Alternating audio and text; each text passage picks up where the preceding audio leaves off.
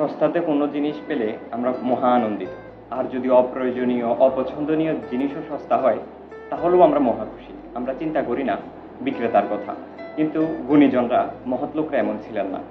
আমি আপনাদেরকে বলি হযরত জারির ইবনে আব্দুল্লাহ রাদিয়াল্লাহু তাআলা আনহুর একটি ঘটনা। একদা তিনি তিনার গোলামকে জৈনক নব্য ঘোড়া বিক্রেতার কাছে পাঠালেন একটি ঘোড়া ক্রয় করার জন্য। ঘোড়াটি ছিল খুব হৃষ্টপুষ্ট। গোলাম বিক্রেতার সাথে কথা বললেন 300 দিনারে ঘোড়াটি ক্রয় করবেন। কিন্তু পরবর্তীতে ঘোড়াটি নিয়ে এবং ঘোড়ার মালিককে নিয়ে গোলাম গেলেন হযরত জারির ইবনে আব্দুল্লাহ রাদিয়াল্লাহু তাআলা আনহুর কাছে। যাওয়ার পরে বললেন যে ঘোড়াটি 300 দিরহামে তিনি বিক্রি করবেন। গোলাম বলল, এই দামটি আমি নির্ধারণ করেছি এবং মালিকে তা পছন্দ করেছে, রাজি হয়েছে।